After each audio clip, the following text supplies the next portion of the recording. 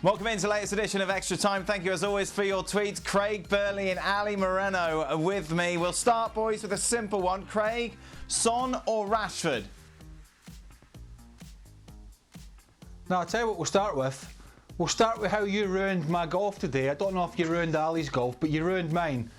Because I got a text message halfway around when I was told I wasn't needed today, and I was...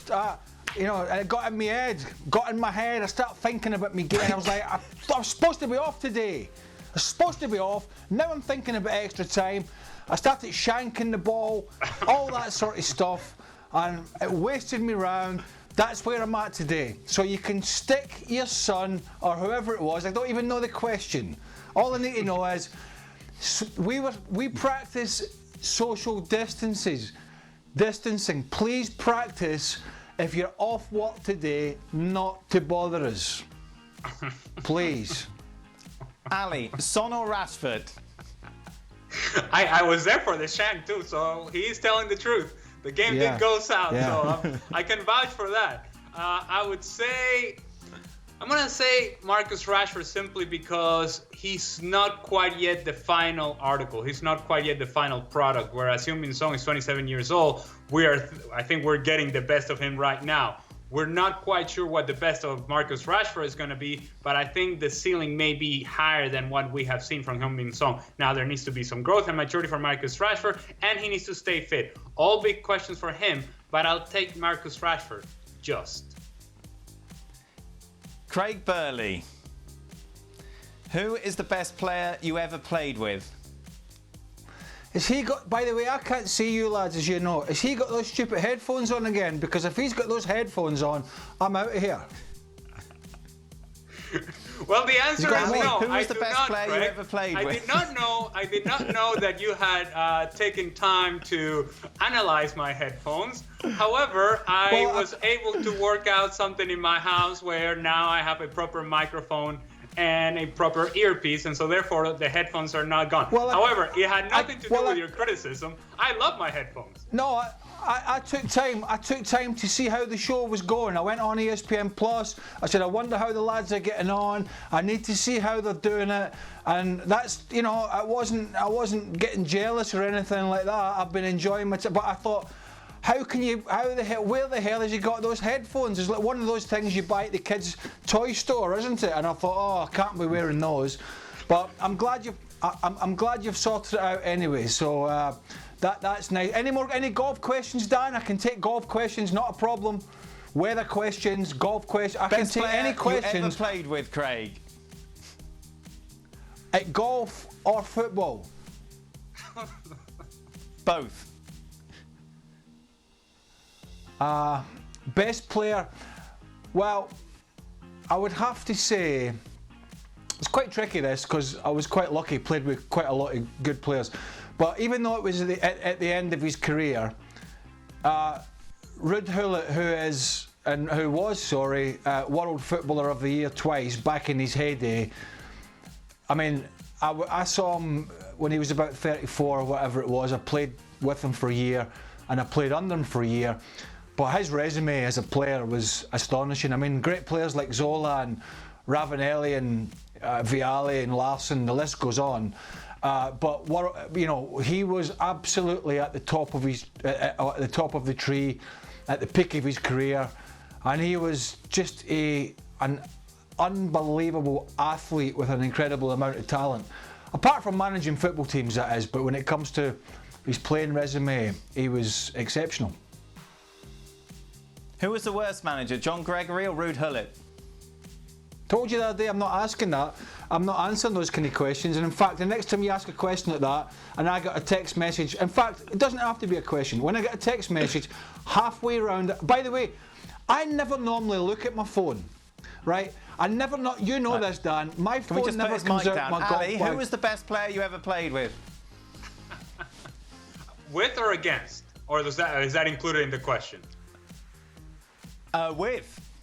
I'm going to say the most talented and best player I've ever played with was Juan Arango with the Venezuelan national team. And in his best day, he was up there with anybody in the world. The problem is consistency wasn't quite his thing. But let me tell you, the best of Juan Arango was as good as anybody in the world.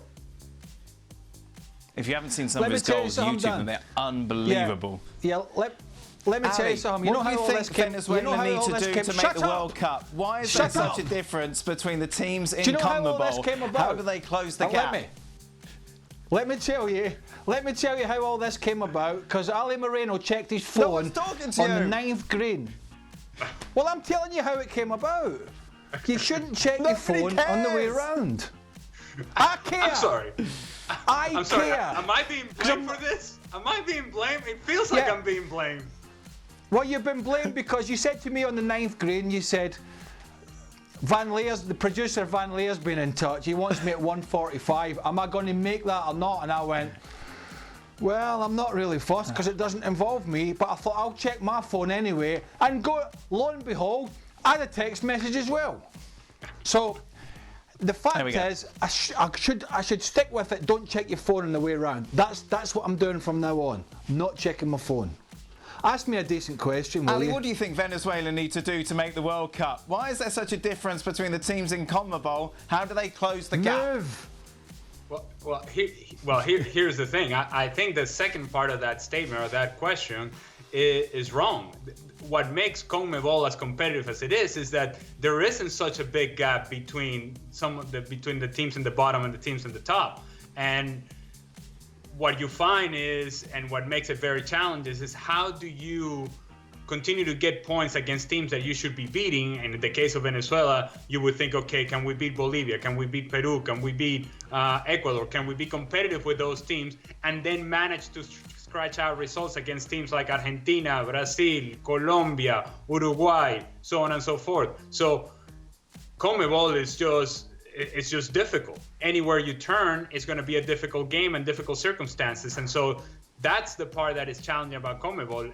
It's that there is no respite, there is no rest, there is no easy game, and it's difficult to get 3 points at a time. It's not as difficult as the Hex. Craig, as a former Chelsea player, why does Craig like to take any opportunity to talk bad about them?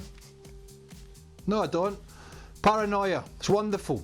Paranoia. It's even worse in this day and age with all that's going on. I talk about that. I talk about each team as an individual case, and I don't talk about my job. Listen, if you want to go on and hear pampered stuff, go on the club channels. Go on Man United TV for up-to-date, in-depth analysis on Man United. Go on to Chelsea TV, where they'll tell you where everything's great. Go to Spurs TV and Liverpool TV. Go sign up to the club channels, right?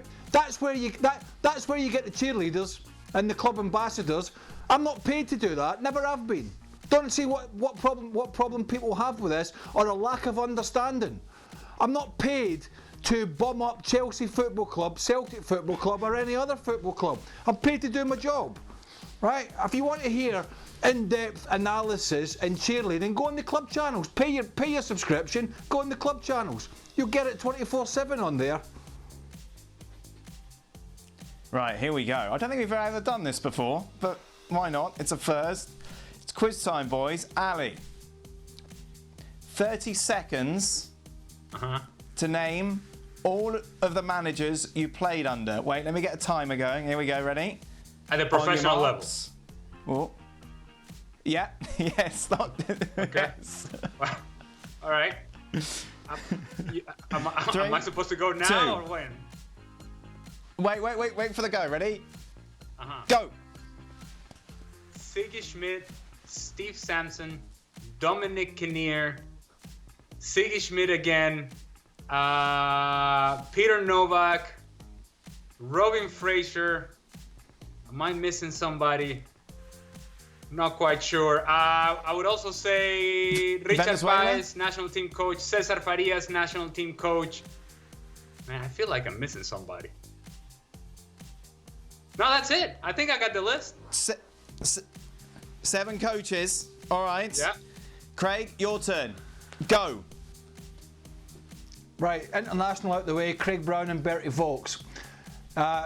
John Hollins, Dave Webb, Ian Porterfield, Bobby Campbell, Glenn Hoddle, Wim Janssen, Joseph Venglos, John Barnes, Jim Smith, Colin Todd, John Gregory, Colin Lee, Jim Duffy. There you go. Bosh. Very good. There's a lot of So out coaches of those, fired who was there. the worst coach you had, Craig?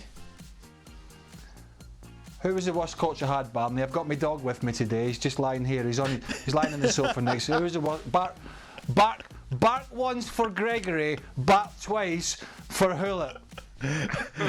Just looked at me. Nah, he said don't answer. Don't answer, he said.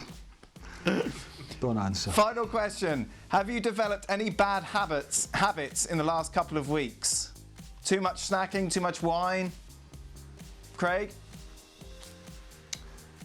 No, I have to say, but apart from doing the show from home, it's business as usual, and just making sure we're all taking care and doing what would obviously when we go out to do what the governor of Connecticut has suggested, and so no, not a lot of changes. I'm still snarling at the wife in front of the TV, still throwing the tennis balls in the back garden for the dog, taking him the odd walk, and having a beer at night. Bob's your uncle. Not much changed, matey. Oh, living your best life, Burley. What about you, Ali? Yep. The only thing that is different now as what it was a couple of weeks ago is that I am required, not necessarily by law, but by my wife, to wash my hands regularly. I have to decontaminate myself anytime that I go outside, and in the case of, say, playing golf, when I came back, yes, I had to decontaminate myself before I ever enter the house. Otherwise, she would go crazy. This is the world we live in now. I understand that we're trying to be as careful as we can, and at this point, it's best that I do listen to what she's saying, and so that we can make this the best situation possible. Ali, thank you very much. Craig Burley, thank you so much for your precious time. 20 minutes. Oh, my goodness. How are we ever going to make this up to you? Thank you to Barney as well. Do one. Have a lovely weekend. We'll be back on Monday. Be Don't sure to join us. You can tweet us whenever you like at ESPN FC. Well, thank you very much for watching ESPN on YouTube. For more sports highlights and analysis, be sure to download the ESPN app. And for live streaming, premium content, and let's not forget as well, ESPN FC 7 days a week. Subscribe to ESPN Plus.